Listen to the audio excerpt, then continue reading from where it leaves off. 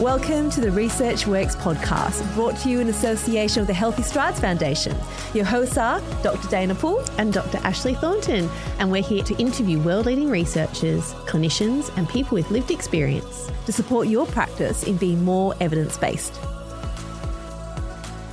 Hello, everyone. Welcome back to another Research Works episode. Hello, Marissa. Thank you once again for being on the mic for another episode. It's always lovely to have you. Well, I've been looking forward to this one because it's a topic of conversation that comes up a lot with therapists and families. It really, really does. And always happy to be part of it. Yeah, love it. And I knew you'd love this one. I think we have conversations about this all the time. When we saw this paper that was published in Pediatric Physical Therapy in 2024, titled Early Mobility and Crawling, Beliefs and Practices of Pediatric Physical Therapists in the United States, we thought we have to get the lead author onto this because we've got so many questions. And here she is, Dr. Kari Kretch. Welcome to the pod. Thank you so much for having me. This is great. So good. Look, thank you for your time today. We are very excited to ask you lots of questions, Kari. But as usual, before we do, let's tell everyone a bit more about you.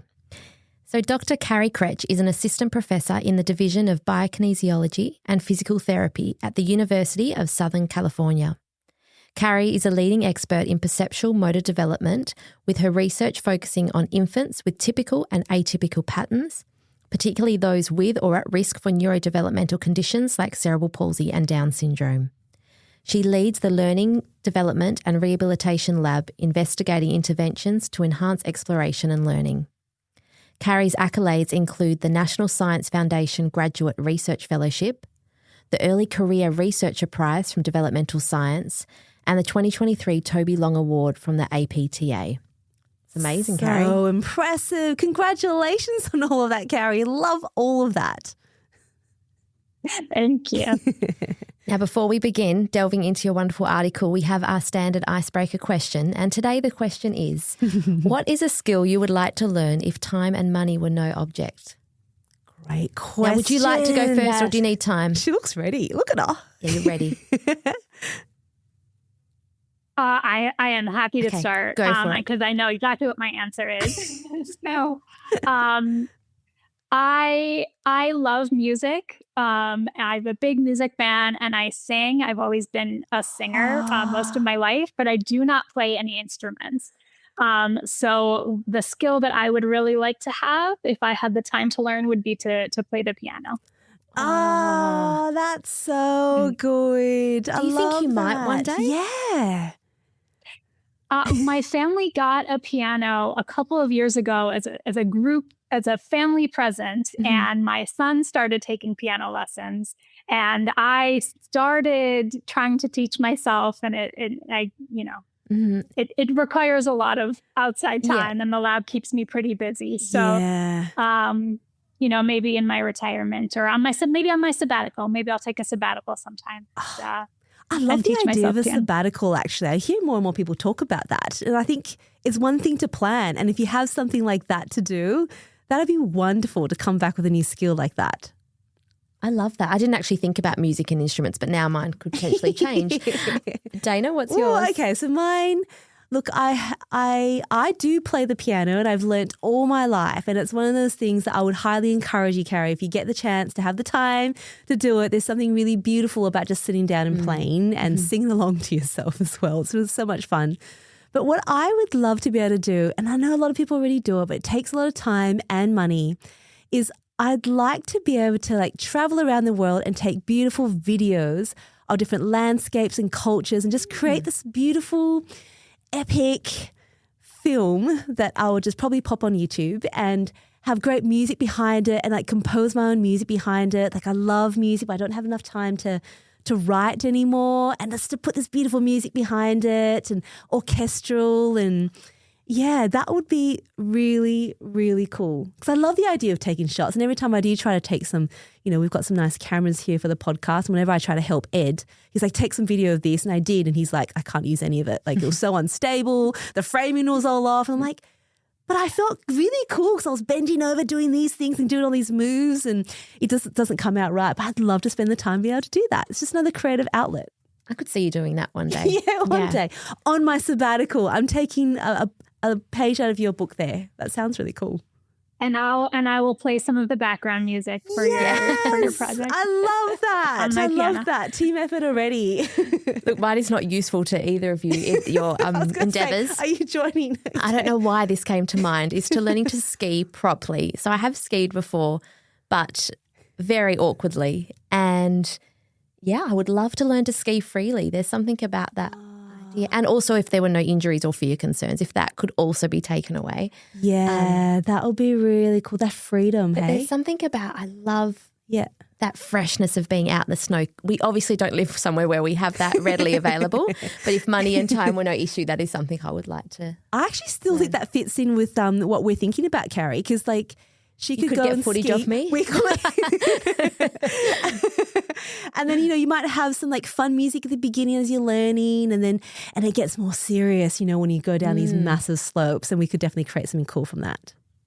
Okay. See? Yeah, and some champion music once you get to the bottom of the slope or something. Yes, that's right. Can you imagine me on the magic carpet learning to ski with this like intensive composed music in the background?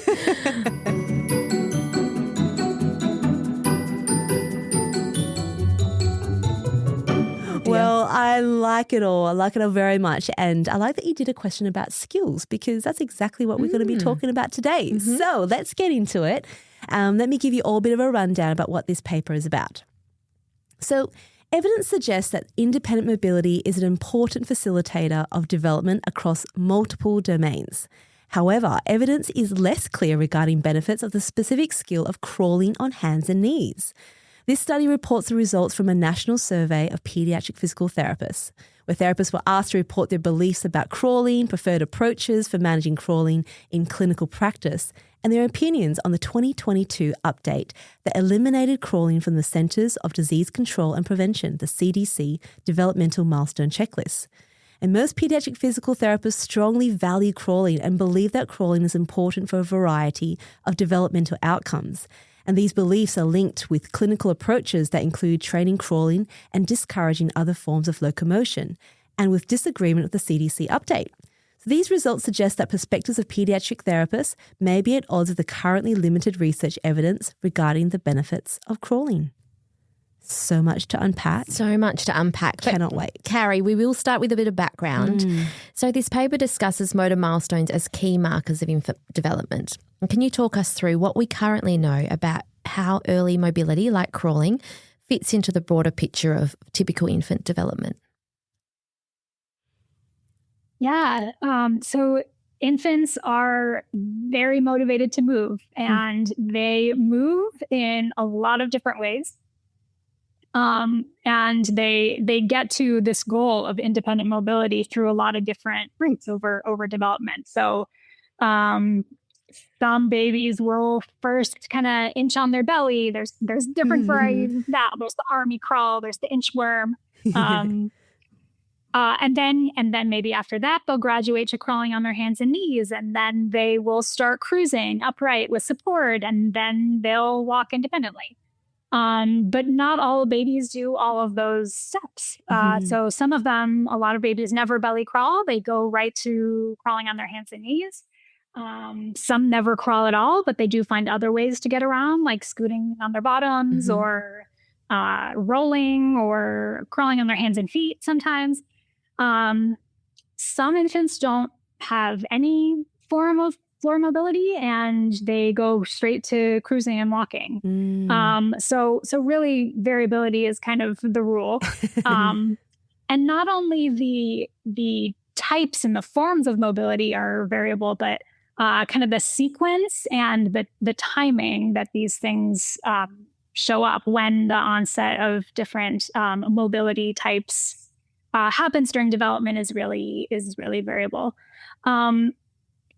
And one other point that I'll make is there's also cross-cultural differences in this. So in some cultures where there's a lot of emphasis on walking and being upright, a lot fewer babies crawl because they spend a lot more time practicing walking type movements. Or in some cultures where there are beliefs about babies not being on the dirty floors, babies are less likely to crawl. So I think overall what we know is variability in every form. That's such a great perspective. I just want to jump in there for a second because I know a very influential physical therapist in my world who's trained me, and he's from Hong Kong. And he would always say, look, in Hong Kong, the apartments are so small that most babies don't have a chance to crawl. There's not enough room on the floor. So they have no choice but to be on their feet very early on. And so they're cruising and that they want to move anyway. And the way that they sort of crawl is climbing up onto furniture because they can actually, do that kind of locomotion. But you're so right. Culturally and environmentally, it has a big influence. And sometimes if a child doesn't want to crawl, you can't. I've got 2 children, and one rolled as her main mobility. She would roll from room to room until she developed crawling for a little while, and then just climbed. And my other child bottom scooted for a good 9 months. And no matter how much, for she being a physio, and I'd be at the park and people would tell me she needs to crawl. And I would try and get her to crawl, but there was no way she would crawl. So it really changed my perspective of being like, we can try and try and try. But if something about their way, their brain is telling them to move and they've already got a successful way to move, they're not interested. So I definitely 100% affirm with what you're saying about variability is the rule. Yeah. That's so great. Now, look, the paper talks about the historical influences on which motor skills we prioritise in therapy. What are some of these influences and how have they shaped common beliefs about crawling in our field? Yeah.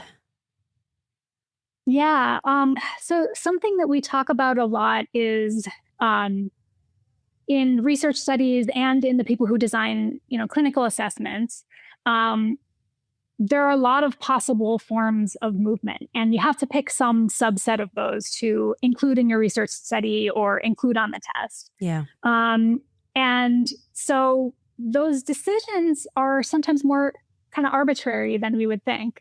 And so if someone the kind of pioneers of motor development who described every type of movement that they observed in their children in their labs, they made decisions about which motor skills to document, and then their work forms the basis for subsequent work, choosing subsets of those because those are the important motor forms that we need to study.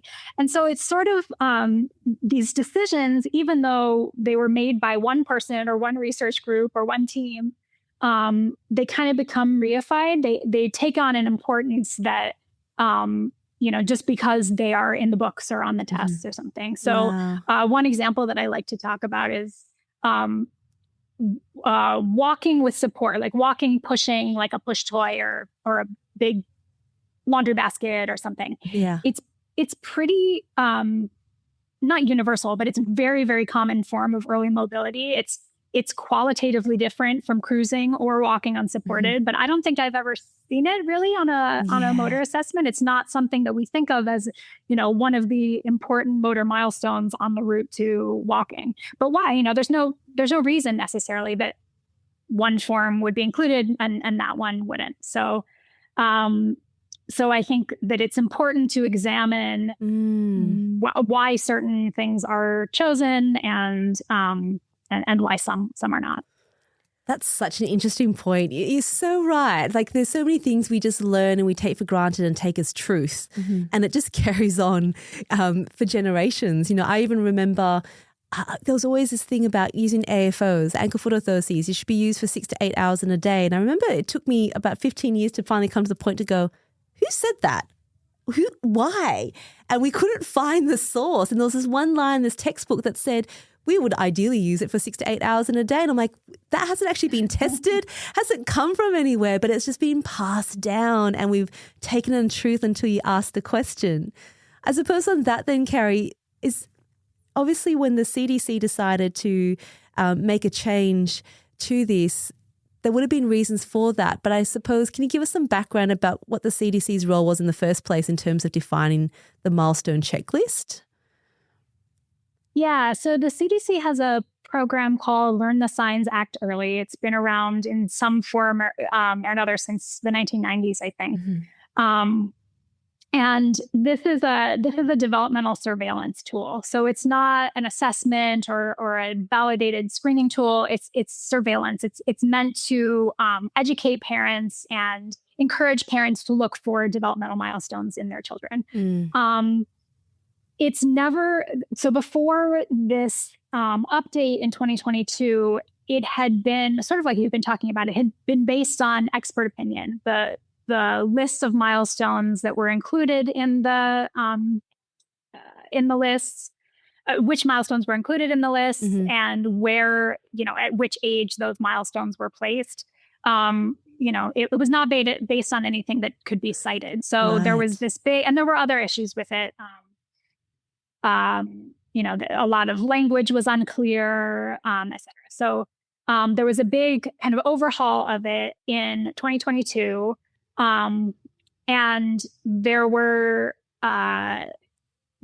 a lot of discussion after this happened. And one of the big things that we've heard that people were talking about the most was that crawling had previously been a milestone listed on one of the checklists, and they had removed that. So the reasons that they removed it actually make quite a lot of sense. So remember, the point of this program, the point of this list is to have milestones that are really easy for parents to observe and understand, and check off when their child does them. Right. And the other focus of this update was that they wanted the milestones to be based on evidence. So as I think we'll probably get into a little more, there's not a ton of evidence, of normative evidence documenting when crawling happens, when we should expect crawling to happen. Lots of different studies use different definitions of crawling, so it's sort of hard to synthesize over all of those. And like I mentioned, there's a lot of variability. So for a parent looking at the list and seeing their kid inchworming across the floor, like, does that count? Do I count that as crawling? Do I wait until they're doing something else? Yeah. If my kid's scooting on their bottom, does that count? So it really did make a lot of sense to remove it as a surveillance milestone. It doesn't mean that it was removed from screening, screening tools or developmental assessments. Okay. It was just moved removed as a surveillance marker. But people are very attached. The therapists are very attached to the milestone of crawling, and so a lot of people were very concerned about this choice. And there was a lot of discussion on social media. There was the APTA had a town hall to discuss the changes, and there were a lot of people attending and commenting. Wow. There was a lot of debate, and there was a lot of strong opinions. And so that led us to want to kind of more formally document therapists' opinions about this. And that's what led us to do the study. Wow. I didn't quite realize the breadth of it. Like I had seen some debate online and people talking about it, but I didn't realize, I guess, how far it went in terms of the deep concerns with regards to that. So I suppose my question was going to be, what was your motivation for this study? But to put it all really neatly, it sounds like you did quite a really great job with that there. Were there any sort of other main aims or secondary objectives that you wanted to achieve from this study as well? I think one thing that this study allowed us to do was we had some idea of what therapists' opinions about crawling were, because we had observed these debates happening in public forums and social media and stuff. But one thing that this study allowed us to do was to say, do these beliefs actually change how how therapists are working with children? Yes. And so we were able to look at associations between therapist beliefs and their kind of clinical strategies focused on crawling, and also look into where those beliefs came from. And whether there were differences in beliefs depending on where the beliefs came from. So interesting. So now you had your real clear motivation, and I think it's great to pull it together more objectively. And can you walk us through how you went about this in your study design? Sure. Our study design was a therapist survey. So we had a survey that was distributed online, and asked therapists questions about their beliefs about crawling and its impact on development, including their beliefs about crawling's impact more broadly and about specific things that they could endorse as being related to crawling, other specific parts of development. Like I said, their strategies for dealing with crawling in clinical practice, their opinions on the change in the CDC milestones, Yep. and then some information on where they, what sources of information informed their beliefs. Right. Very thorough breadth of questions. You've kind of covered the rationale, how it implicates things. I love what do they do in their that. practice, I think, yeah. And you're so right. It comes down to some core beliefs, we hold them so passionately. And when you see in very passionate debate, the question is why, especially when there's not a huge amount of evidence around it, which we want to get into soon. So how many therapists were recruited? And this was just in the United States as well, wasn't it? Just to clarify. This is just in the United States, and that's been something that we've been interested in, potentially expanding in the future to see if there are international cross-cultural differences in how therapists think about these things. We had about 400 something responses. That's pretty fantastic. Something like that. And so we distributed the survey on those same social media sites where people had been talking about crawling. Yep. We sent it via listservs, national listservs, and listservs in particular states. Yep.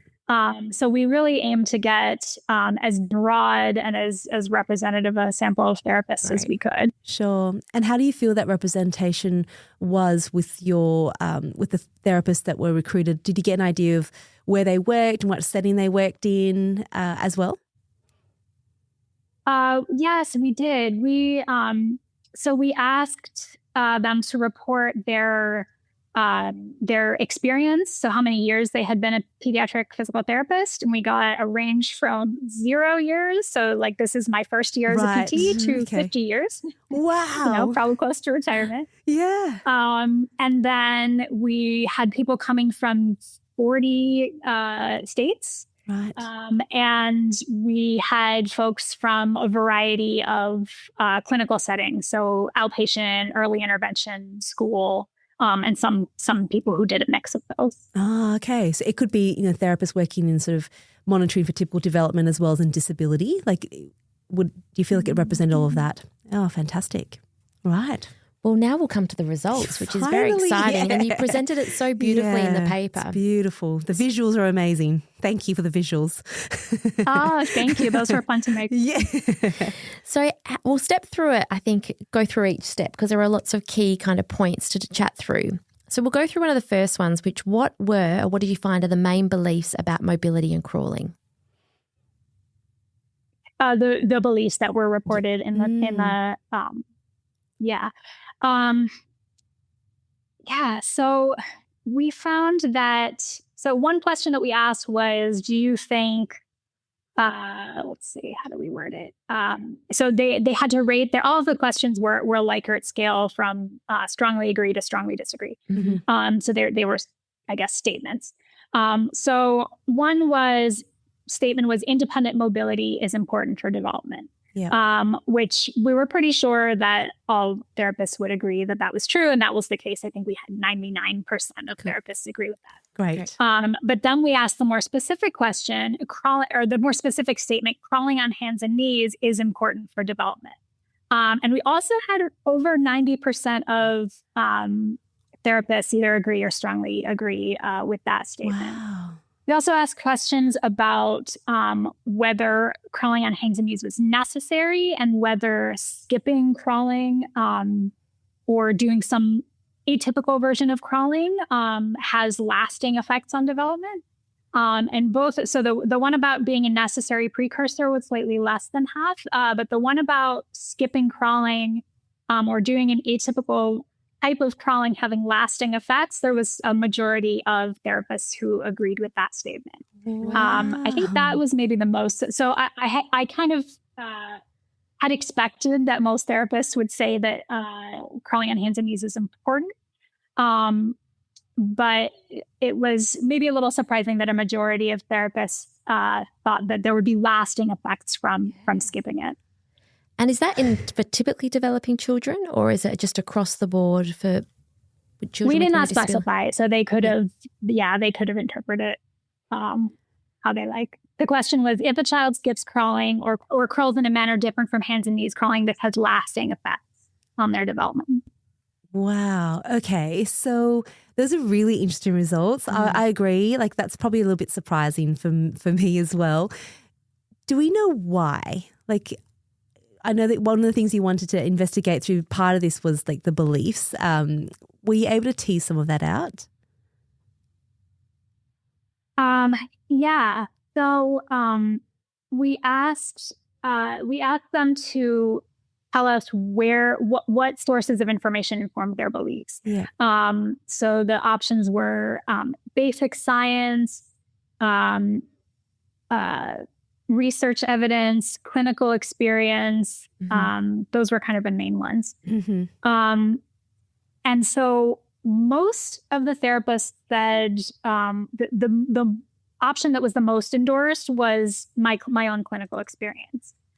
What was interesting about that, though, was that it was both the people who reported that they thought crawling was really important and the people who reported that they thought crawling was not very important. They were both equally likely to report that their beliefs were informed by their clinical experience.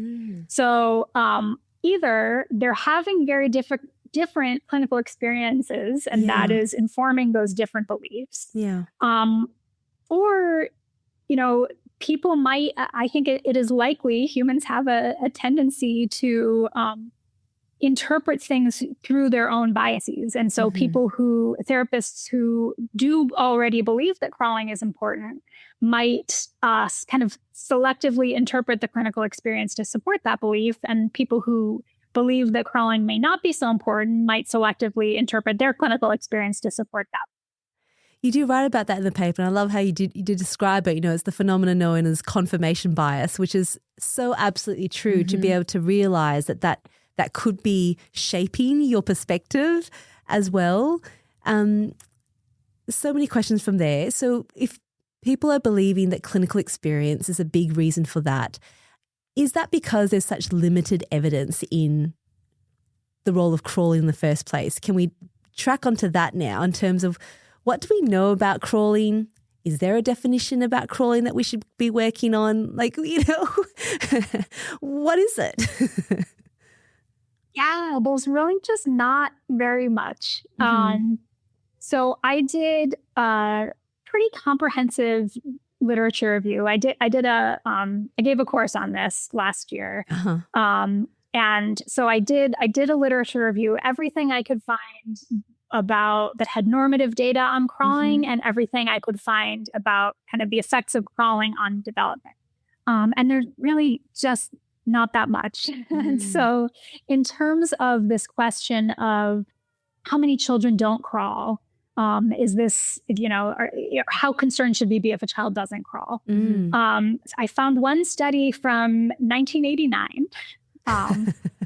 So not quite as old as me, but, almost, that had a large sample. It was a study done in Italy, large sample of more than 400 children. They found that 72% of the children crawls on hands and knees, kind of the stereotypical quadruped crawl. 16% of children did some other form of floor mobility, scooting, belly crawling. And then 12% never crawled at all. And the study was interesting because they included both infants who were NICU grads, so babies who had kind of perinatal complications, or were preterm, and then healthy controls without any complications. And there were there were no differences in any of these categories between the infants who were at higher risk and infants who were thought to be typically developing.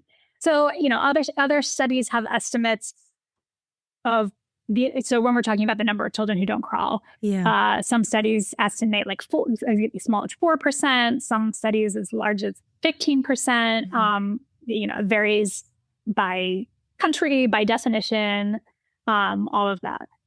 So that's kind of what we know normatively. But then when we get into this idea about the effects of crawling on different parts of development. Yeah. So I think one thing that is tricky about that is that there are a ton of studies about downstream outcomes of mobility in general, of early mobility. And so most of these studies, because the most common, first form of mobility is crawling, they'll compare pre-mobile infants, so pre-crawlers and then crawlers.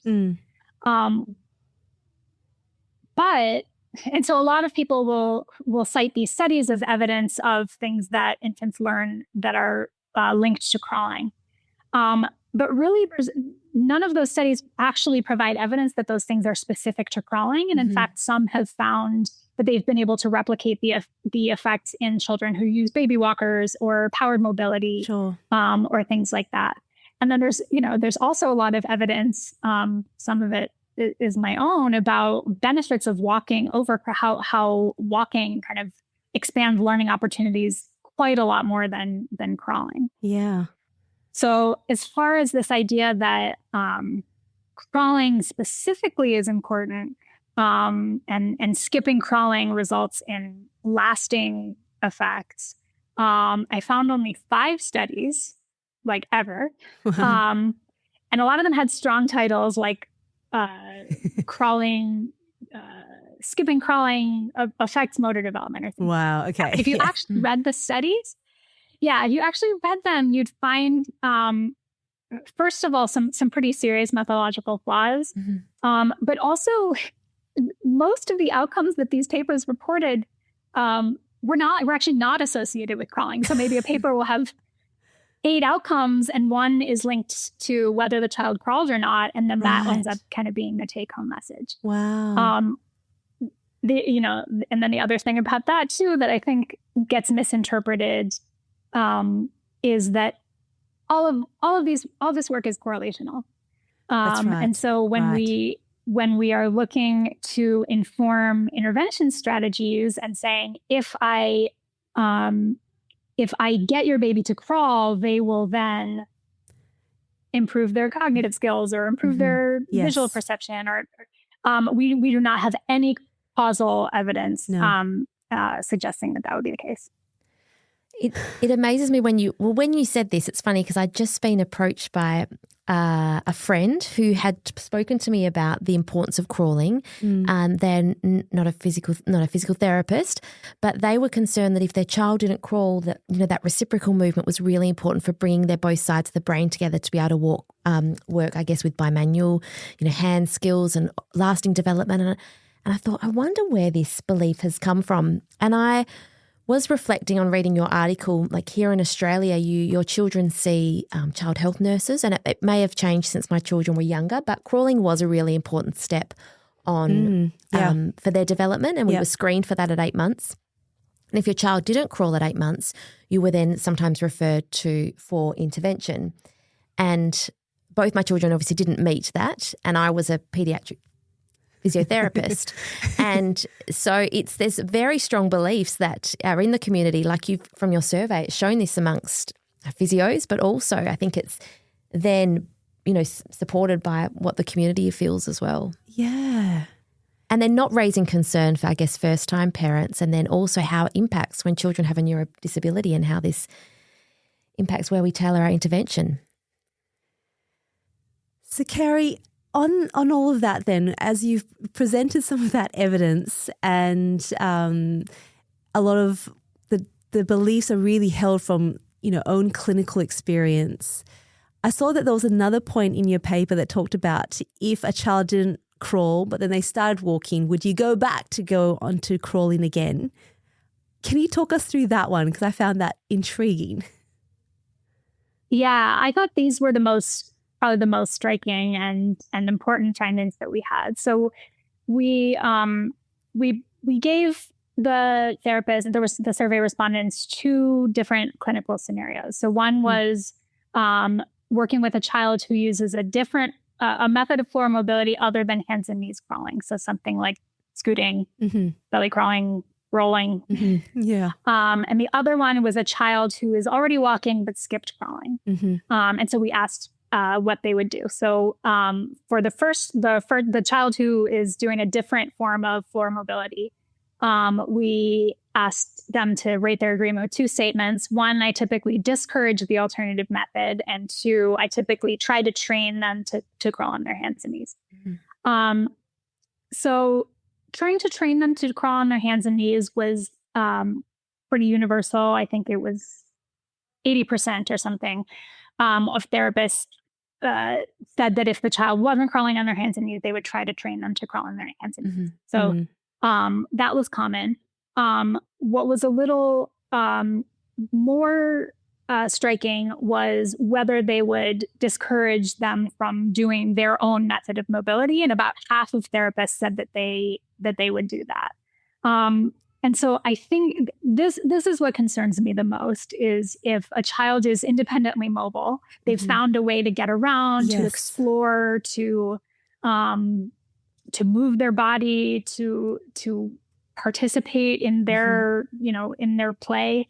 And the idea that the therapist would discourage that form of movement to get a different form, I think was a little surprising. And then for the child who was the scenario where the child was walking but skipped crawling, it was less than half, but I think still a considerable, maybe a third, said that they would try to train the child to crawl on hands and knees, even though they were already walking.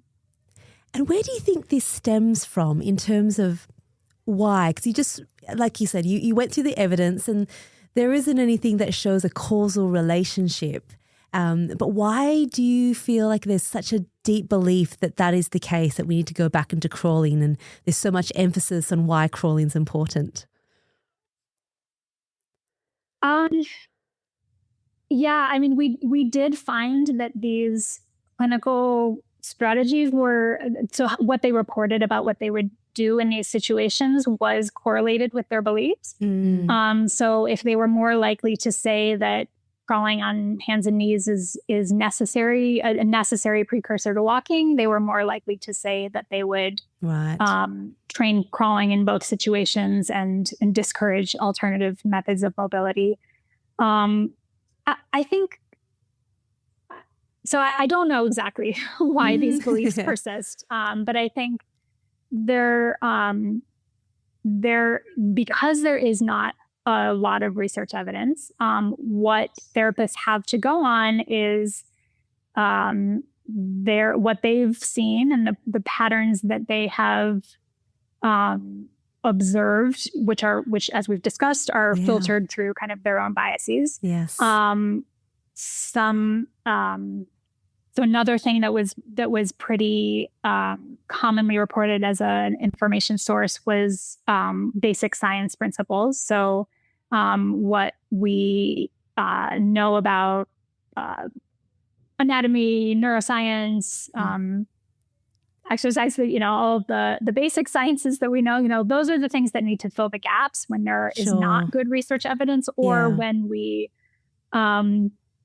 when the research evidence is misinterpreted in the ways that we pass these messages down, from therapist to therapist and, instructor to student. So, and I think it's like we said, it's sort of self-reinforcing. So if you believe something to be the case, you will interpret the evidence that you see with your own eyes through that lens, and then that will reinforce the belief, and that will make it more likely that you'll interpret the evidence through that lens. And so, so it's really hard to change these things. I get that. And look, just a few weeks ago, we released an episode about dynamic movement intervention and cosmetic exercises, and we're talking about the evidence for it. And we're talking a whole lot about, what you see on social media and what you might believe is important doesn't necessarily equate to evidence.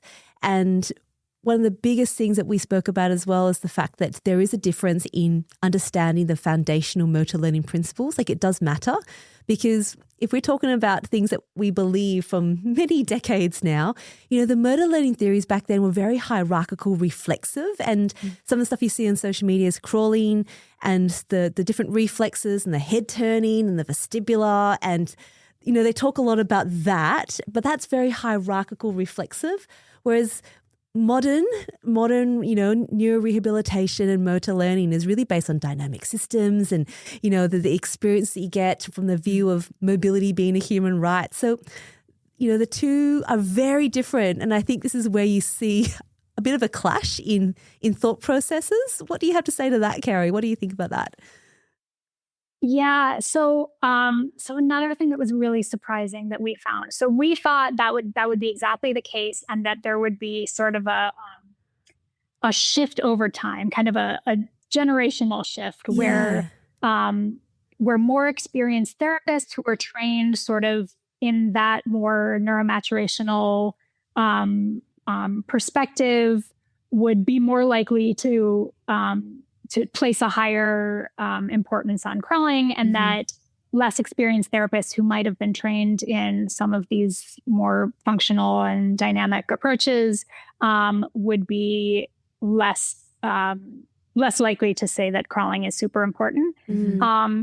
What we actually found was a small effect in the opposite direction. So we actually found that the group of therapists who said that crawling on hands and knees is not necessarily necessary, or that it's not going to have lasting effects, and we're a little bit more flexible in that thinking, actually were the more experienced therapists, by only a little bit, but it was not in the direction that we expected. So I think these, regardless of the overall theoretical perspectives that are shaping research and maybe some of the classroom teaching, it's not quite getting to the clinics. Wow. Isn't that interesting? That's very, and maybe it's because of the breadth of what they've seen over time. And obviously they've seen a big shift in interventions as well. Earlier on it was more, therapist facilitated movement. We had NDT and other methods, and we've definitely obviously changed in terms of where the evidence is leading us into therapy. And I guess that kind of, it's interesting how those more experienced therapists also seem to, in terms of their understanding of the importance of those milestones and looking at crawling. Yeah. Kari, what do you think then in terms of what we can be recommending for, the clinicians who are listening to this episode, in terms of what we would want to recommend to families? A lot of us will work with children with neurodisabilities like cerebral palsy or Down syndrome, and, how much focus should there be on crawling in their interventions? What would you say to that based on what you found in this? Yeah. So from my perspective, and this is going a little bit beyond, this paper, what we found in this paper, because this paper, was really documenting the beliefs and perspectives of the therapeutic community, the therapy community. But from my perspective, I think the message to therapists should focus more on independent mobility being the most important thing. And, if there are specific impairments that crawling kind of as an exercise can help with, then crawling is a great activity. And there's lots of ways that we can practice crawling that I think are really helpful for certain children based on how the child presents. But I think I would recommend that therapists kind of be wary of this idea of crawling just for the sake of crawling, or crawling because we think they're supposed to. Yeah. Thank you for doing this research, and even just your literature review and bringing it all together, and even just raising it as a topic. I love how you said about independent mobility being the forefront and the biggest drive, but we're not also disregarding crawling. We're saying that for some kids it's really important because they're at an age where floor mobility is still important, and then they can maybe, will help them to learn to come up onto their knees to 2-point and pull to stand, which will assist with their transition. So we're not discarding crawling, but it's looking at the child, and particularly when we see kids that are approaching 2 years of age and their peers are on their feet and, you know, they've still been working on crawling for 12 months, you know, it's starting to consider, why are we working on this? Independent mobility is the primary drive, and I think that's the primary drive that we know from the evidence is going to build their development. That's right, yeah. So that makes me think of a child that one of the first babies that I saw clinically who was my, you know, on my caseload primarily, and she had a genetic syndrome, and I was seeing her for the first time, and I asked if she could pull to stand, and the parent said, "Oh, well, we never worked on that. Our previous therapist told us that we shouldn't get her standing until she can crawl." And in that first session that I had with her, I got her to pull to stand. She was cruising like kind of in a couple of weeks. And so, you know, she was finally independently mobile, and it made a huge difference. Yeah, it's so, and the sense of like achievement and independence that they gain from that. I mean, they really do love it. And I think it's so valuable. And I think we can all think of different stories of our practice and where independent mobility just really brings joy and everything starts from there, doesn't it? You know, in terms of their engagement and their communication, it's beautiful to see. Yeah. No, so Kari, I'm sure like any researcher, you have something else planned, and I would love to know where to from here for you and your team. Oh, wow. You know, we don't actually have any follow-up studies planned on this topic. But I have been thinking for a while that I should try to publish that literature review, because it would be nice. You know, there's a lot of debate, I think, about what the literature actually says. And there's nothing published that brings it all together in a coherent way. Yeah. Well, there we go. So, yeah. Yes, please. So at some point, I hope I've done a lot of the legwork. So hopefully we can start working on that. No, that'd be fantastic. Well, thank you so much for walking us through what you did in this paper. So thought-provoking, and it really does, you know, bring forth this idea of our confirmation biases as well, but also the value of independent mobility, which I absolutely adore. So look, before we finish up and say goodbye officially, let's head to our final segment, which everyone loves, which is Tell It to Ed. Ed, as you know, is our producer. He doesn't have a background in child health, but he has been listening and he loves listening to these conversations. So I think he's like learning so much now. I mean, he pretty much has, I would say, nearly a bachelor's now, I'd say. So, Kari, for Ed, can you summarize this area of work in about 60 seconds or so? And Ed, you'll have turn for one question. Go for it, Kari. All right, I'll give it a try. So our study looked at what pediatric physical therapists in the United States think about crawling, and how those beliefs relate to how they work with babies. We found that almost all of the PTs that we surveyed were pretty convinced that the traditional form of hands and knees crawling is very important for a baby's development, and that it affects a variety of other outcomes, from better coordination to improved cognitive skills. We also found that those beliefs seem to directly influence how they work with babies. So they often focus their efforts on getting babies to crawl and might steer a child away from other forms of mobility, like scooting on their bottoms. And these beliefs also might explain why most of them were unhappy that the CDC recently took crawling off the list of their official developmental milestones. The problem here is that there's not really good evidence to support these beliefs. The therapists in the study said that their beliefs were informed by their clinical experience mostly, but this was true whether they thought crawling was important or thought crawling was not important. We don't really have good evidence that crawling is any better for a baby than other forms of movement. So we think that it's important for researchers and clinicians to work together to kind of provide the best evidence-based and clinically informed care for babies. That's great. Thank you so much for that, Kari. All right, over to you, Ed. Have you got a question?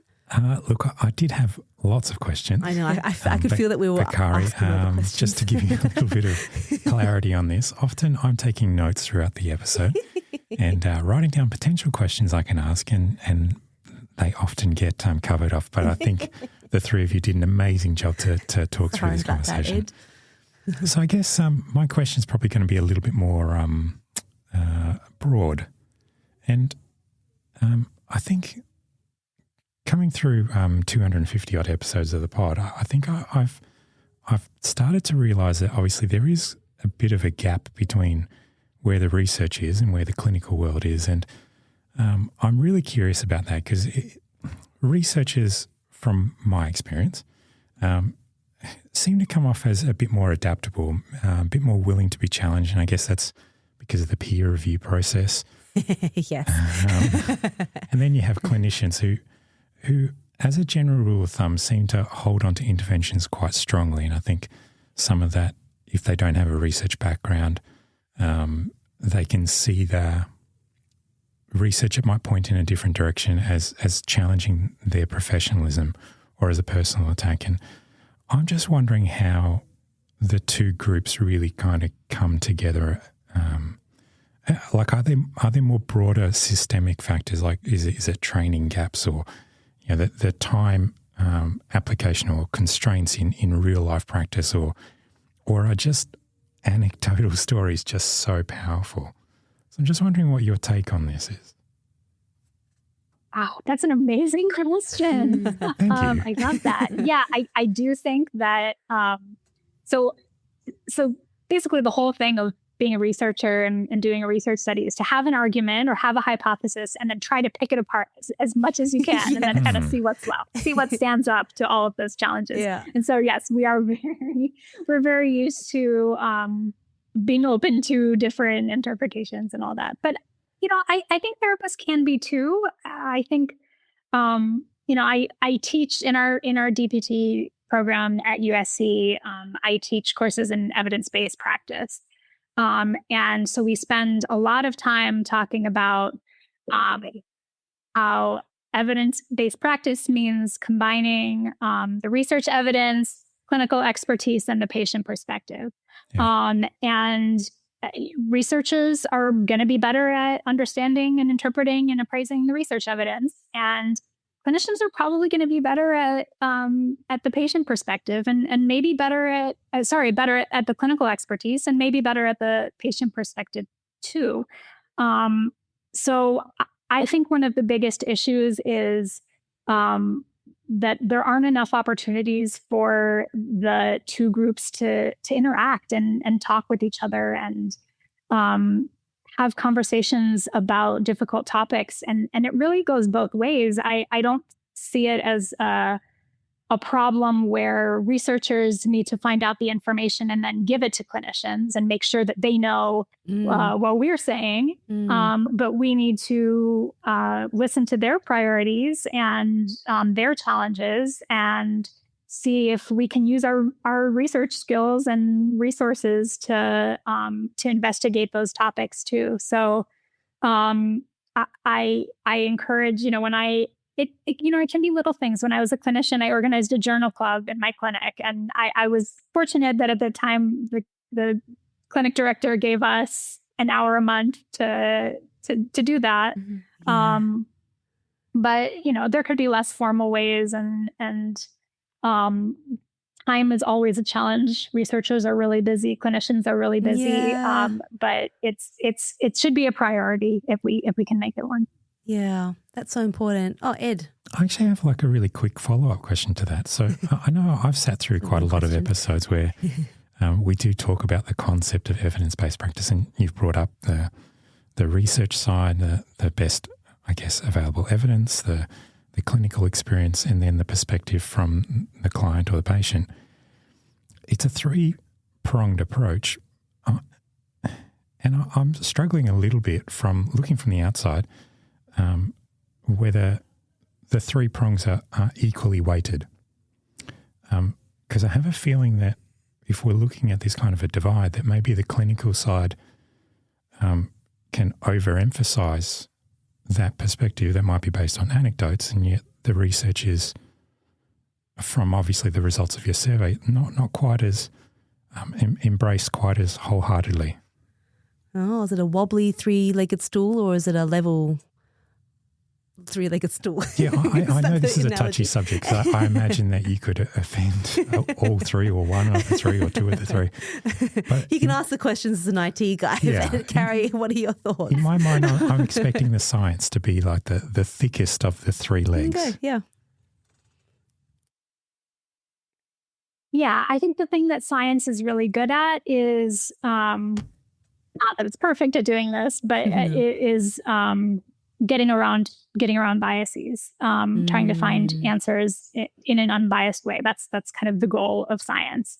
So true. And so that's I think what the science part has to contribute, and I think that's where it has an advantage over the other legs of the stool. Yeah. But it's only going to get you so far, because at the end of the day, you're a clinician working with another human being. And so in terms of what you do with the patient in front of you, probably the clinical expertise and the patient perspective are the priorities. So it's always a balance depending on the situation and depending on the question. I think the difficulties, like the real problems, come when there is clear evidence that is not being applied correctly. So we have an answer that the science is pretty clear that we know is true. Yeah. And then there are people saying that their clinical expertise overrides that. I don't think this is necessarily that. I mean, there are some things that are clear in the evidence. I think the clearest thing we have from the evidence is that independent mobility is a very important goal. And so, approaches where we try to take away children's independent mobility, that would concern me more. But in terms of, in general, which of these legs of the stool is more important, it really, there's not always one answer. And I'm saying this as a researcher who was a researcher before I became a clinician. So I actually did my PhD before I went to physical therapy school. Wow. And I thought I was going to go to PT school and learn about all the evidence and I'd be good to go. And I walk in a clinic and know exactly what to do. And everybody listening to this podcast is probably thinking, how incredibly foolish I was at that time. And I totally agree.